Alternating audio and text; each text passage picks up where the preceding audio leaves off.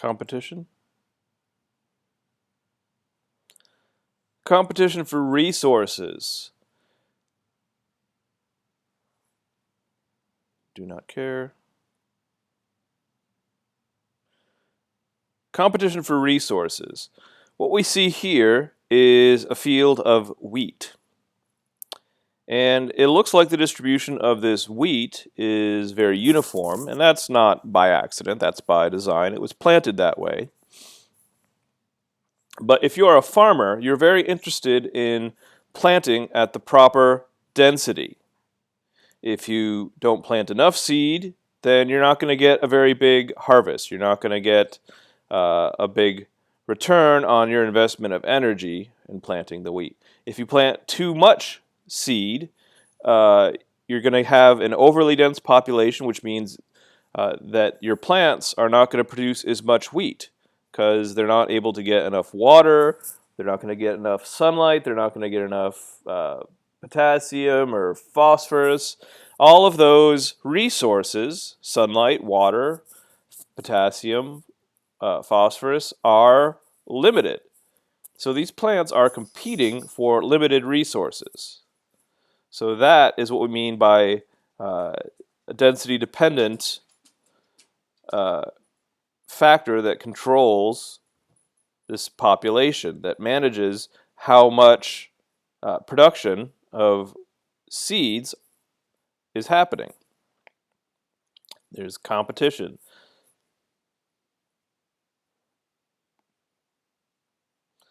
Disease can also influence the birth and death rate in a population. If disease is rampant in a particular population that's dense, the pathogen will spread more rapidly than if you have a more diffuse population, if you have fewer individuals per unit area.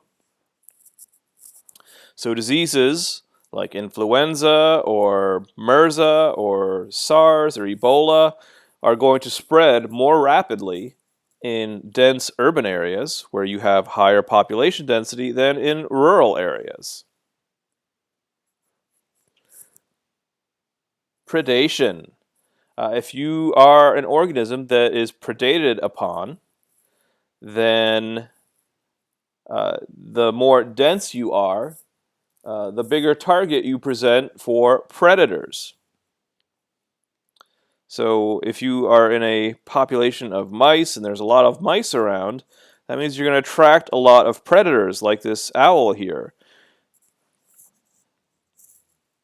If you have a much more diffuse population, lower population density, you are not going to be as easy a target for predation. Many organisms are territorial. And competition for territory, so this is like a special case of competition. Like here we see this cheetah that is marking its territory, saying, this is my tree, stay away from my tree. So that's going to regulate population density. And territoriality is a density-dependent regulator of the population density. There may be intrinsic physiological factors that can regulate population size. For example, in these rodents here, as population density increases, they produce more hormones that makes them more aggressive, which makes them less likely to reproduce, more likely to fight and injure each other, which is going to increase mortality rates. So those are examples of intrinsic factors that control population density, or a density-dependent regulator of the size of the population. If there's an accumulation of toxic waste, this can contribute to regulating population size in a density-dependent fashion. For example, with these yeasts, if there's an accumulation of a waste product, that's going to prevent the population from getting very large. But we find that population size isn't just always increasing or always maintaining around the carrying capacity, but there are a lot of forces that contribute to a dynamic or ever-changing size of population. And sometimes these interactions are due to biotic factors, for example, other organisms, predators, pathogens, things like that. Sometimes they're abiotic factors, things like climate. Abiotic means non-living. Biotic means living. So abiotic things would be like climate or sunlight, things like that.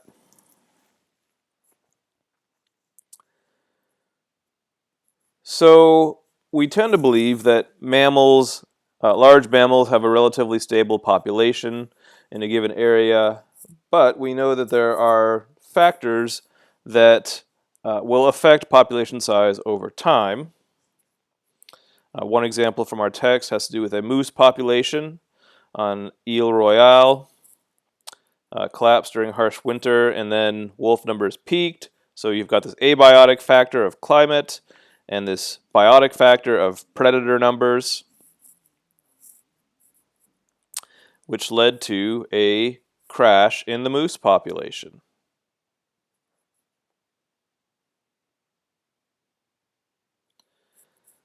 And then in other populations, we see regular cycles of boom and bust. The classic example from just about any ecological text you could pick up is the example of lynx populations following the populations of snowshoe hares, a type of rabbit.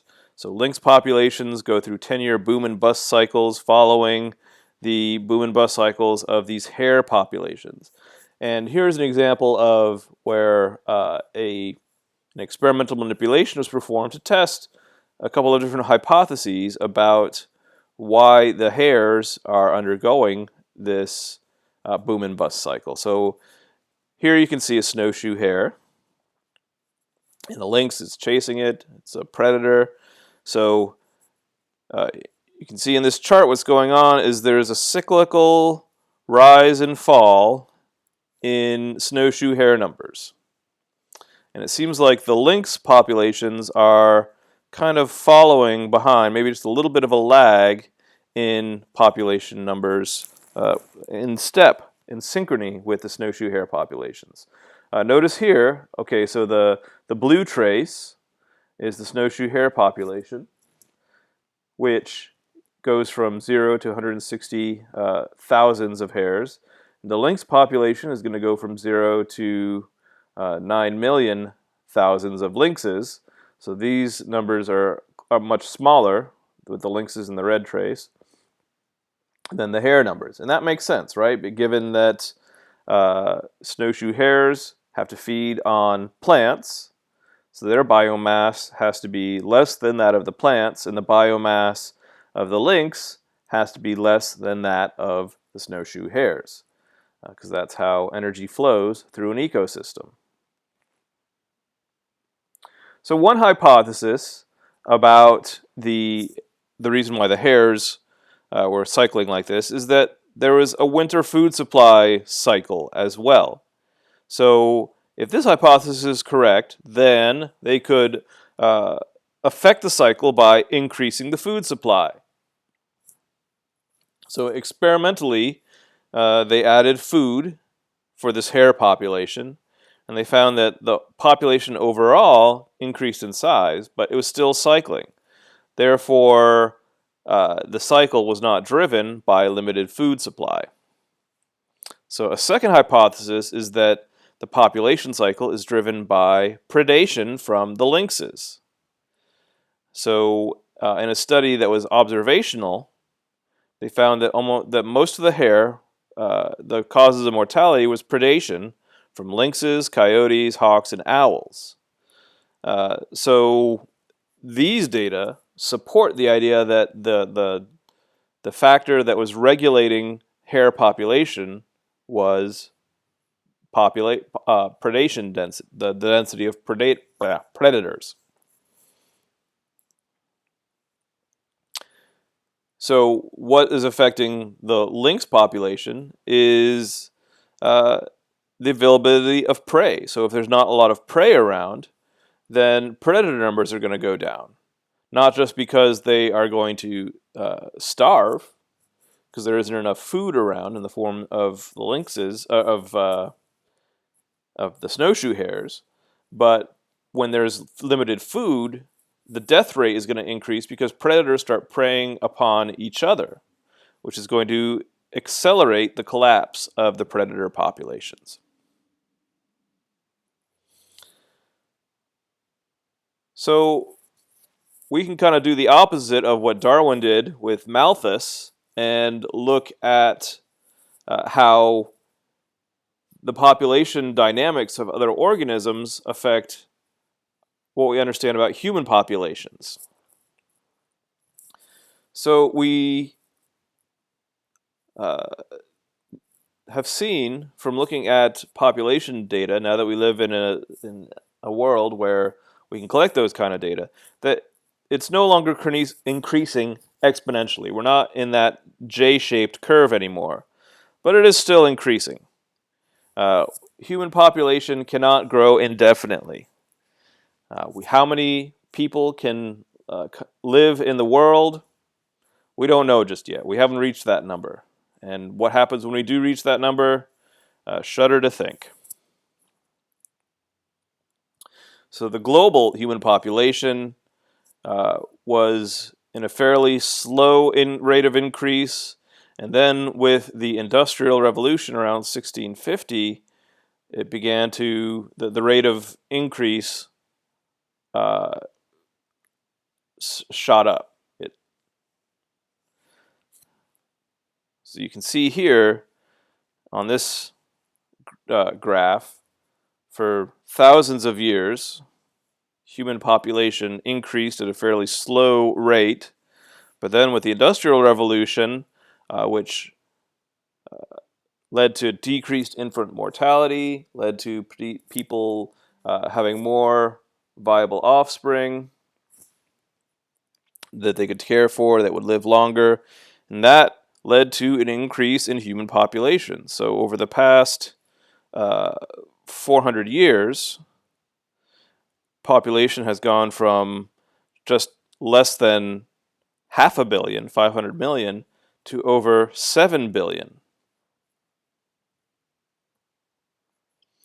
Global population is now more than 7 billion people. And population is still growing, but the rate of growth is beginning to slow down.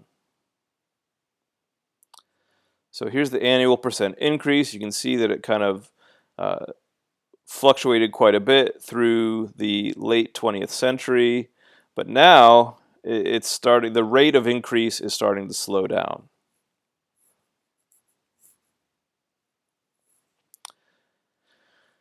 So how a country or an area is going to look in the future can be predicted by looking at the age structure of a population. And this is the relative number of individuals at each age. So here we can see three different nations, Afghanistan, the United States, and Italy, with one of these age structure charts. So we've got males here in orange, females here in green, and you can see that in Afghanistan, a country that has rapid growth, most of the population is under the age of 25 to 29. So there's a great percentage of the population that is very young. And as they get older, they will reproduce, which means they will see a rapid change in population size. In the United States, the growth rate is a bit slower, relatively slower. You can see that the distribution of percentage of the population is fairly uniform until you get to about age 65 to 69, when the death rate starts to take its toll. increases, and you have more, you can see here, more females who are 85 plus relative to males. And then in a country like Italy, what we see here is this sort of spindle shape, where you've got very relatively small percentage of the population that's young, and an aging population. So people in their 40s represent a greater proportion of the population. And in this case, these people are probably not reproducing very much anymore, which means they're going to continue to get older, but there's going to be fewer and fewer people of reproductive age, which means you're going to have no growth in Italy. So these age structure diagrams can help predict the growth trends of that particular population and help plan for the future. So infant mortality and life expectancy it varies greatly from nation to nation, depending on the conditions there, whether you're in the developed world or the developing world, but do not necessarily tell us about all of the factors that may contribute to population structure. And we're getting some very acute examples of how other factors can affect population worldwide. So what is the global carrying capacity for humans? We don't know yet. We haven't reached it quite yet.